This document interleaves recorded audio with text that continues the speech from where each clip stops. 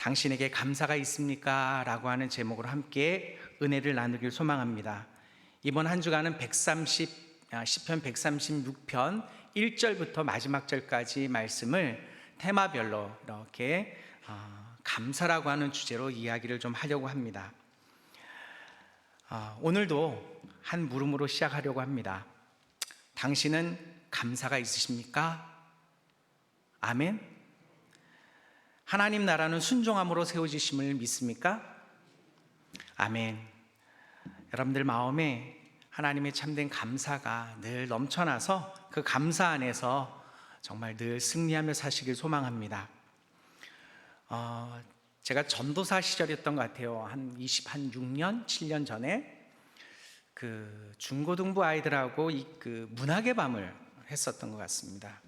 그때에 저희 교회는 규모는 작았지만은 이 드라마 작가 한 분이 이게 연습생이었던 것 같아요. 그때 당시에는 있는데 이분이 문학의 밤을 중고등부 학생들하고 하는데 작은 테마별로 해서 단막극 하나 하고 꽁트 하나를 이렇게 시연해서 올렸던 것 같습니다.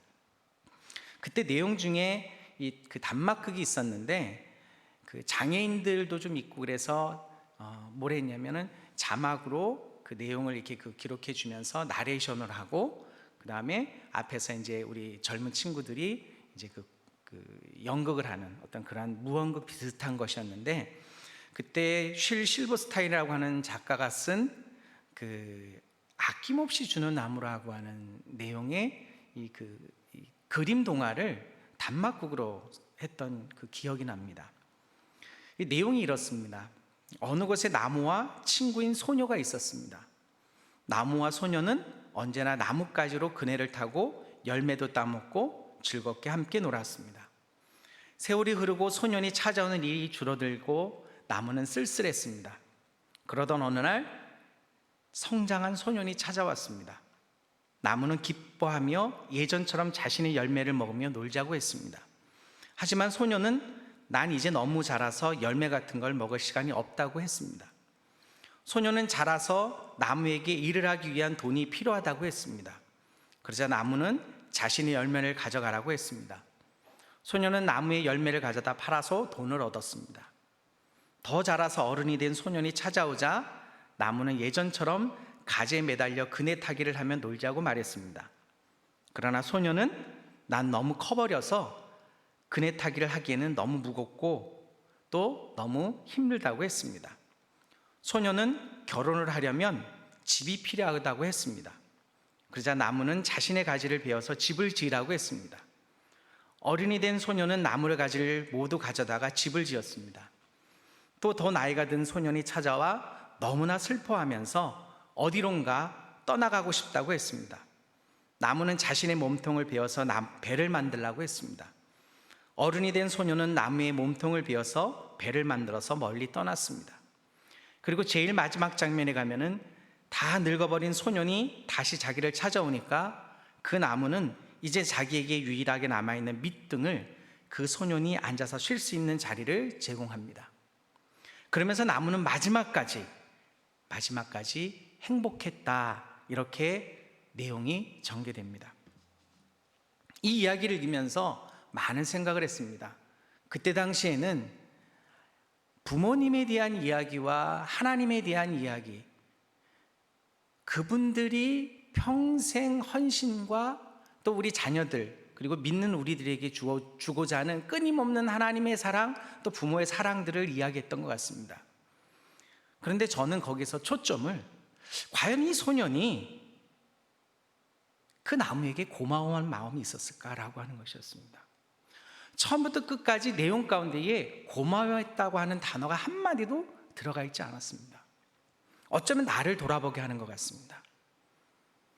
나무는 소녀를 향해서 무한한 사랑, 그야말로 자신이 가진 모든 것들을 아낌없이 베풀고 또 그것 때문에 행복했다라고 했는데 책의 내용을 아무리 들여봐도 감사했다고 하는 내용 하나, 한글 아니 단어 하나조차 나오지 않았던 것 같습니다. 자식이 자신의 삶에 있어서 그 소년의 경우처럼 누군가 자기에게 아낌없이 베풀어주고 있으면 생각하면서도 불구하고 감사할 줄 모르고 산다면 어쩌면 그 인생은 세상 가운데 가장 불행한 인생이 아닌가라는 생각을 해보았습니다. 오늘 본문은 여호와 하나님이야말로 우리에게 모든 것을 아낌없이 베풀어 주시는 분이시다, 그것을 증거하면서 그 하나님의 은혜와 사랑에 우리는 무한 감사를 해야 된다고 말씀하고 있습니다. 그리고 그것을 끊임없이 우리 입으로 고백하고 외쳐야 된다라고 이야기하고 있습니다. 오늘 본문은 선하시며 그 인자하심이 영원하심이라, 여호와 하나님을 찬양하는 시로 전 시편 135편과 더불어서 함께 가는 길인데, 그 인자하심의 내용을 통해서 그 흐름 자체가 오늘 본문 136편을 끊임없이 하나님을 향한 우리의 신앙의 고백으로 외침으로 되뇌이고 잊지 말 것을 끊임없이 이야기하는 말씀입니다. 오늘 136편의 시편은 세 가지로 구분합니다. 하나님, 여호와 하나님을 찬양해야 하는 그 내용입니다. 꼭 해야 됩니다. 두 번째로는 하나님을 찬양해야 될 이유가 거기 들어가 있습니다. 그리고 세 번째로는 여호와를 경배해야 한다는 끝없는 하나님의 메시지가 담겨 있습니다. 136편은 예배 응답의 송가로 쓰여집니다. 그게 무슨 얘기냐면 여호와 하나님의 은혜와 사랑을 기억해라, 그래서 끊임없이 사람들이 그것을 외쳐야 된다라고 이야기하는 것입니다. 다시 말해서 한 무리가 한 구절을 앞절을 부르면 나머지 무리가 뒤에 후렴구를 부르는 식입니다. 예를 들면 여호와 하나님께 감사하라 이렇게, 그리고 그는 선하시며, 그러면 한쪽에서 그 인자하심이 영원하미로다. 우리가 333 비전을 끊임없이 외우잖아요. 그거하고 똑같은 구조입니다. 모든 신위에 뛰어나신 하나님께 감사하라, 그러면 또 다른 한 무리가 그 인자하심이 영원하미로다. 모든 주에 뛰어나신 주께 감사하라, 그럼 그 뒤에 있는 사람들이 그 인자하심이 영원하미로다. 이 시편 기자가 노래하는 이 내용이 바로 그것입니다. 끊임없이 반복적으로 외우면서 그것을 기억하라 이렇게 말씀하고 있습니다. 궁극적으로 사람이 여호와께 감사할 이유는 하나님은 선하시며 그 인자하심이 영원하기 때문이라고 말씀하고 있는 것입니다. 여기서 인자하심이라의 인자라고 하는 단어가 구약에서 헤세드라고 하는 단어로 쓰입니다. 히브리어입니다. 신약에서는 아가페라고 하는 단어로 같이 혼용해서 쓰기도 합니다. 변하지 않는 견고한 하나님의 사랑. 그리고 우리가 익히 들어본 단어들일 것입니다. 단지 아가페는 하나님의 무조건적인 사랑을 뜻하기도 하지만, 반면에 헤세드는 하나님의 무한하고 한이 없고 깊으신 하나님의 사랑을 우리에게 말씀하고 있습니다. 다시 표현하면 아가페는 하나님의 사랑의 질적인 특징, 즉 인간들을 너무너무 사랑하셔서 독생자 예수 그리스도를 이 땅에 보내주셔서 죽기까지 우리 인간들을 사랑하시는 그 십자가의 사랑을 강조하는 내용인 반면에, 헤세드는 하나님의 양적이고 무한하시고 영원한 하나님의 사랑을 나타내시는 것입니다. 그러니까 영원하시기 때문에 우리는 뭐 해야 된다? 감사해야 된다. 인간이 생각하는 인간의 시간 속에서 남는 그 시간이 아니라 하나님의 시간, 하나님의 시간, 영원한, 인간이 가늠하고 인간이 계산할 수 없고 인간이 셀 수 없는 그 무한한 시간 속에서의 하나님의 사랑을 의미한다라고 하는 것입니다. 사람에게 좋은 것을 베풀어 주시는 일에 그 사랑과 능력을 동시에 발휘하고 있어서 감히 하나님의 사랑을 인간이 계산할 수 없고 인간의 통치와 인간의 위대한 그 선인들을 결코 비교할 수 없을 만큼의 하나님의 사랑이 그곳에 있습니다. 인간은 돈과 권력과 지식과 수많은 조건들로 그 사랑의 조건들을 따져가지만, 하나님은 그 이상의 것들로 눈에 보이지 않지만은 존재하는 그 무엇으로 우리 인간들에게 무한한 사랑들을 주시고 계신다라고 하는 것입니다. 이게 바로 헤세드라고 하는 것입니다. 바로 그런 까닭에 이 시편 기자는 모든 신 위에 뛰어나신 하나님이라고 표현을 하고 있습니다. 모든 주에 뛰어나신 주께 감사하라 반복적으로 이야기하고 있습니다. 너희들이 생각하고 경험한 그 이상의 것, 도무지 인간의 지식과 상상으로는 가늠할 수 없는 그 무엇이 하나님께는 있다라고 하는 것입니다. 많은 것으로 인간 스스로가 경험과 지혜로 가지고 무언가를 하려고 하지만, 하나님은 그거는 별거 아니라고 하는 거죠. 그 이상의 것으로 인간에게 다가오신 하나님이시라는 겁니다. 그렇다면 그런 하나님의 지극히 깊고 넓은 그리고 인자하심은 양적으로 한이 없는 하나님의 이 1세대의 사랑은 보다 구체적으로 어떻게 우리는 생각해 볼 수 있을까? 요한복음 1장 17절의 말씀입니다. 율법은 모세로 말미암아 주어진 것이요 은혜와 진리는 예수 그리스도로 말미암아 온 것이라 말씀하십니다. 헤세드는 그 사랑이 영원하시도다입니다. 바로 은혜라고 하는 것입니다.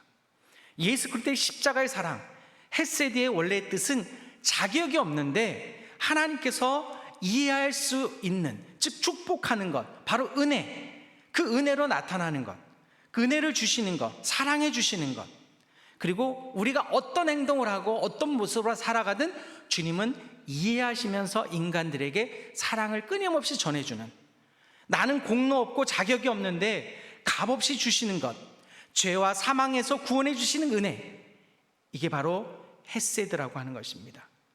이것을 결코 잊어서는 안 된다고 오늘 시편 136편을 통해서 우리에게 전해주고 있습니다. 그리고 이것을 잊지 말라고 무한 반복으로 끊임없이 우리에게 외우라고 말씀하시고 암송하라고 말씀하시고 고백하라고 말씀하고 있습니다. 신명기 8장 11절로 20절의 내용을 함께 읽습니다. 내가 오늘 내게 명령하는 여호와의 명령과 법도의 규례를 지키지 아니하고 내 하나님 여호와를 잊어버리지 않도록 삼갈지어다. 내가 먹어서 배부르고 아름다운 집을 짓고 거주하게 되며 또 내 소와 양이 번성하며 내 은금이 증식되며 내 소유가 다 풍부하게 될 때 내 마음이 교만하여 내 하나님 여호와를 잊어버릴까 염려하노라. 여호와는 너를 애굽 땅 종되었던 집에서 이끌어내시고 너를 인도하여 그 광대하고 위험한 광야 곧 불뱀과 전갈이 있고 물이 없는 간조한 땅을 지나게 하셨으며 또 너를 위하여 단단한 반석에서 물을 내셨으며 내 조상들도 알지 못하던 만나를 광야에서 내게 먹이셨나니 이는 다 너를 낮추시며 너를 시험하사 마침내 내게 복을 주려 하심이었느니라. 그러나 내가 마음에 이르기를 내 능력과 내 손의 힘으로 내가 네 재물을 얻었다 말할 것이라. 내 하나님 여호와를 기억하라. 그가 내게 재물 얻을 능력을 주셨음이라. 이같이 하심은 내 조상들에게 맹세하신 언약을 오늘과 같이 이루려 하심이니라. 내가 만일 내 하나님 여호와를 잊어버리고 다른 신들을 따라 그들을 섬기며 그들에게 절하면 내가 너희에게 증거하노니 너희가 반드시 멸망할 것이라. 여호와께서 너희 앞에서 멸망시킨 민족들 같이 너희도 멸망하리니 이는 너희가 너희 하나님 여호와의 소리를 청종하지 아니함이니라. 아멘. 이 성경의 내용을 통해서 이스라엘 백성을 향한 헤세드의 사랑을 하나님의 메시지를 통해서 우리 한번 생각해 보기를 원합니다. 가장 먼저 하나님의 은혜를 잊지 말라고 말씀하고 있습니다. 이 내용은 모세가 출애굽을 경험하지 못한 이스라엘 후손들에게 하나님의 은혜를 잊지 말라고 강권하는 말씀입니다. 하나님을 잊어버린다는 것은 곧 하나님의 은혜를 잃어버리는 것이고 하나님의 은혜를 기억하지 않으면 하나님의 자체를 잃어버리는 것입니다. 모세는 이스라엘 후손들에게 특별히 그 선조들이 경험했던 구원의 은혜들을 기억하라고 말씀하고 있습니다. 우리의 삶, 우리의 일상 속에서 우리 여기 14절에 나왔던 것처럼 이끌어내셨고 또 15절에 인도해 내셨고 물을 내셨고 또 16절에 먹이셨나니 이 모든 이스라엘을 구원하신 하나님의 은혜를 그때 당시에 끝난 것이 아니라 지금도 계속되고 앞으로도 계속될 것이라고 하는 것들을 선포하고 있는 말씀입니다. 어쩌면 소소한 일상 가운데서도 우리는 은혜를 잊고 사는 우리의 모습들을 발견할 때에 그들 이스라엘 백성과 나와의 모습이 거반 다르지 않다라고 하는 것입니다. 바로 그런 때에 모세는 은혜를 잊지 말라고 그리고 감사함으로 하나님의 법을 따르라고 말씀하고 있습니다. 성도는 하나님의 은혜를 먹고 삽니다. 그 은혜를 잊지 않고 사는 사람들을 성도라고 이야기를 합니다. 두 번째로는 교만해서 여호와를 잊어버리는 것을 경계하라고 말씀하고 있습니다. 이제 모세는 출애굽의 경험이 없는 후손들이 가나안에 들어가서 잘 먹고 잘 살다가 교만해질까 봐 걱정하고 있습니다. 신명기 8장 11절로 14절 그리고 17절의 말씀입니다. 내가 먹어서 배부르고 아름다운 집을 짓고 거주하게 되면 또 내 소와 양이 번성하며 내 은금이 증식되며 내 소유가 다 풍부하게 될 때에 내 마음이 교만해요. 내 하나님 여호와를 잊어버릴까 염려하노라, 이렇게 말씀하고 있습니다. 또 17절에 그러나 내가 마음에 이르기를 내 능력과 내 손의 힘으로 내가 이 재물을 얻었다 말할 것이다. 사람들은 누구나 육신이 편해지고요, 마음이 편해지고 물질이 풍요해지고 그러면 교만해지기 쉽다라고 말씀합니다. 교만은 하나님보다 높아지려고 하는 것입니다. 하나님 없이 나 스스로 잘 먹고 잘 살 수 있다라고 생각합니다. 그것을 경계하라고 말씀합니다. 어쩌면 지금의 나의 모습일 수 있습니다. 고난과 고통, 어려움, 어쩌면 나에게 향하신 하나님의 사랑으로 나를 돌아볼 수 있는, 나를 점검할 수 있는 그러한 시간을 우리에게 허락하시는 것이 아닌가 생각해 봅니다. 사도 바울도요, 사도 바울에게 허락하셨던 작은 가시 하나로 그는 끊임없이 하나님 앞에 간구하고 하나님께 나올 수 있었습니다. 그리고 자기를 쳐서 주님 앞에 끊임없이 복종할 수 있는 하나의 근거가 되었습니다. 세 번째로, 하나님이 다 주셨다는 것을 기억해라. 신명기 8장 18절 말씀에 이런 말씀이 있습니다. 내 하나님 여호와를 기억하라. 그가, 하나님이 내 재물 얻을 능력을 주셨습니다 말씀하고 계십니다. 하나님이 다 주셨다는 것입니다. 그것을 기억하라고 하시는 것입니다. 교만에 빠져서 우쭐거리지 아니하고 하나님의 은혜에 감사하며 살라고 말씀하시는 것입니다. 본문에 내 하나님 여호와를 기억하라. 하나님이 내게 재물을 얻을 능력을 주셨습니다. 모든 것이 하나님으로부터 온 것임을 기억하라고, 그래서 감사하라고, 그것이 말로 믿는 너희들이 살아갈 비결이라고 말씀하시는 것입니다. 성경은 재물, 이 재물을 부뿐만 아니라 능력과 실력까지도 같이 이야기하고 있습니다. 내 능력과 내 손의 힘, 내 재물 얻은 것이 내 스스로 얻은 것이냐, 내 능력만이다, 아니다. 생명은 하나님이 주셨고 평안도 하나님이 주셨고 우리는 모든 것이 하나님께로부터 온 것이라고 기억해야 한다. 하나님께 감사 영광을 드리며 살아가는 것이 마땅하다라고 하는 것입니다. 누가복음 12장 20절에 예수님은 우리의 생명을 하나님이 주신 것도 모르고 열심히 재물만 모았던 어떤 부자에 대한 이야기를 하고 계십니다. 그러면서 이렇게 이야기합니다. 어리석은 사람아, 오늘 밤에 내 영혼을 도로 찾아가리니 그러면 내가 준비한 것이 누구 것이 되겠느냐. 하나님이 다 주셨다는 것을 기억하는 사람, 또 그것을 알고 그 은혜를 잊지 않고 사는 사람들, 바로 그것이 감사의 비결이고 우리가 살아가야 될 은혜의 삶이 아닌가라는 생각을 해봅니다. 네 번째로, 은혜를 알고 감사하면 하나님께서 약속의 복을 우리에게 허락하신다라고 하는 것입니다. 신명기 8장 18절의 말씀입니다. 내 하나님 여호와를 기억하라. 그가 내게 재물을 얻을 능력을 주셨습니다. 이같이 하심은 내 조상들에게 맹세하신 언약을 오늘과 같이 이루려 하심이라. 얼마나 멋진 말씀입니까? 우리는 약속의 말씀을 이미 받아두고 살아가는 존재입니다. 공증 도장까지 찍은 것, 그것이 하나님 말씀보다 더 위대한 것입니다. 법적인 효력 그 이상의 것이라고 하는 것입니다. 내용은 이와 같이 하시면 내 조상들의 맹세하신 언약을 오늘과 같이 이루려 하심이라. 여기서 맹세하셨다는 것은 하나님의 확실한 약속이라고 하는 말씀입니다. 변하지 않는 약속의 말씀입니다.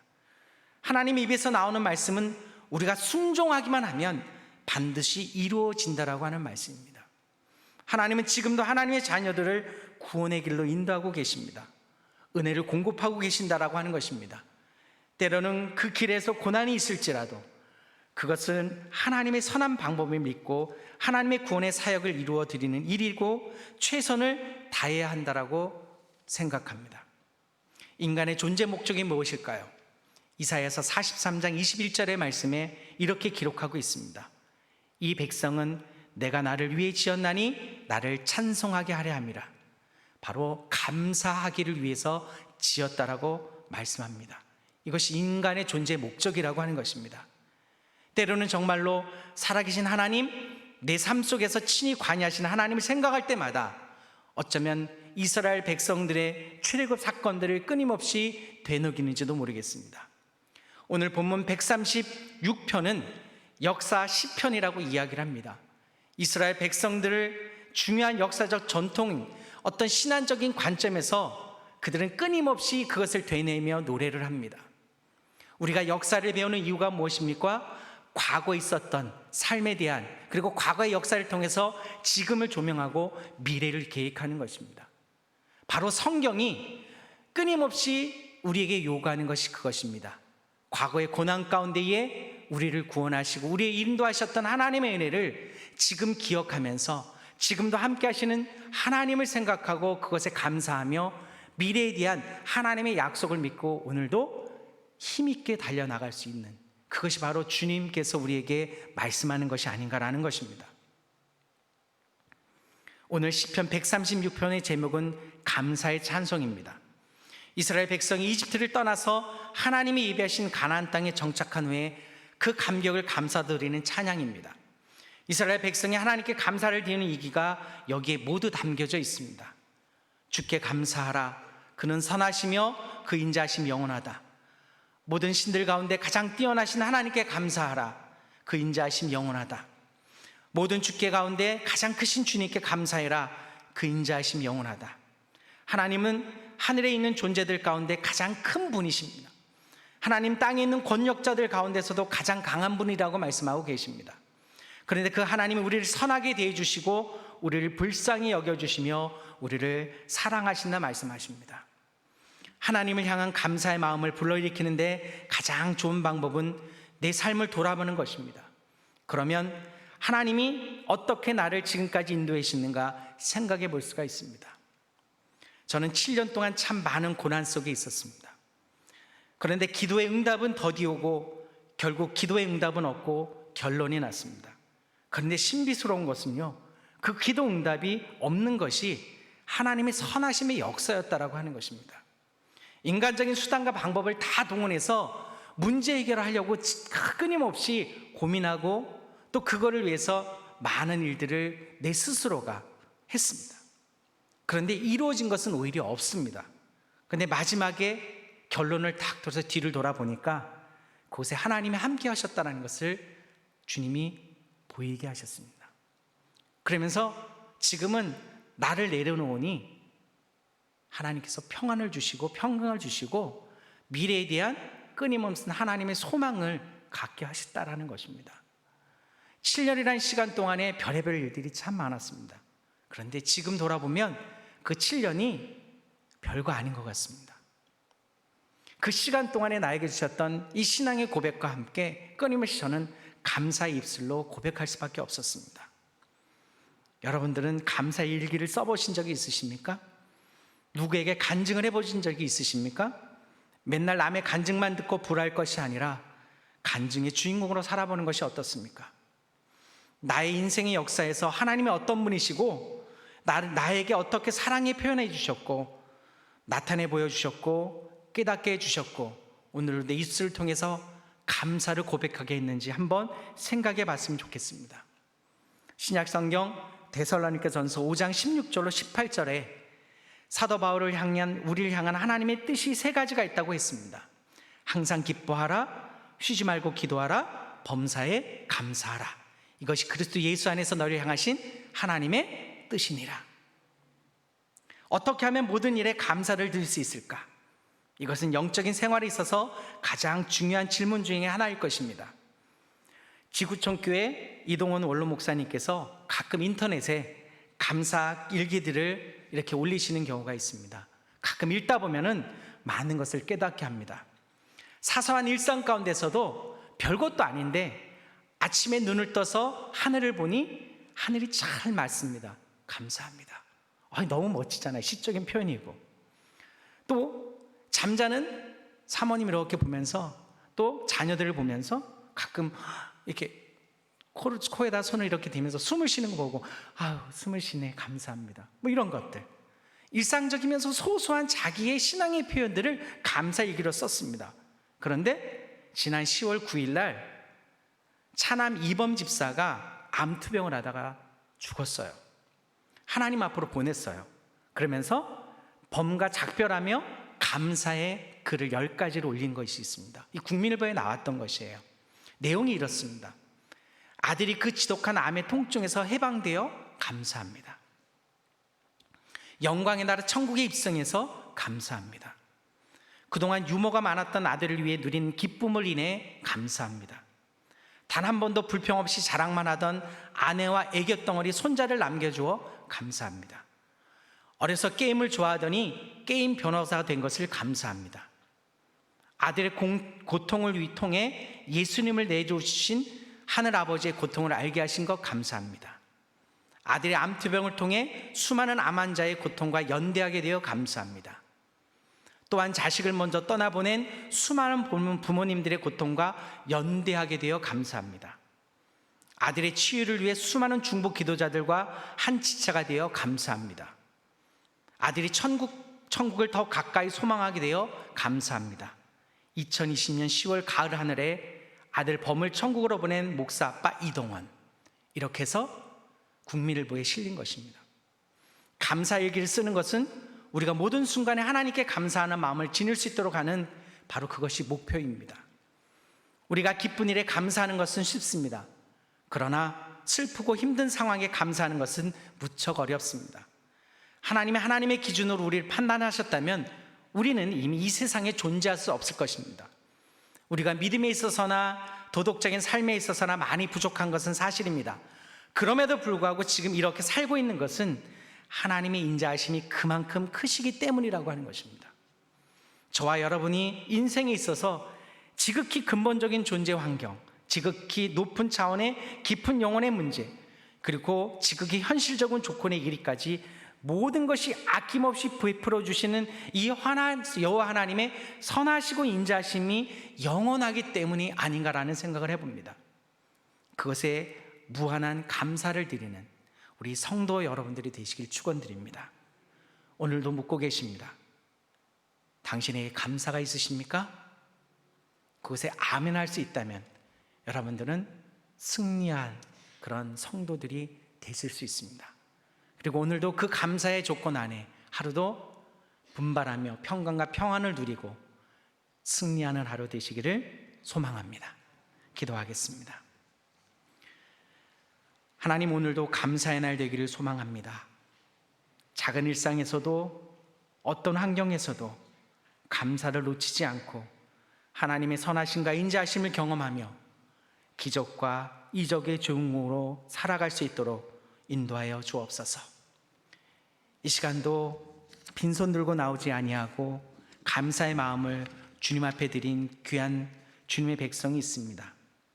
죄의 종으로 사탄에게 노예로 살지 않게 하시고 하나님 백성으로 살도록 구원해 주신 아버지 하나님께 감사를 드립니다 라고 적은 감사의 제목, 평생 하나님의 말씀과 은혜 가운데 살아갈 수 있는 은혜의 종으로 살 수 있도록 도와주옵소서.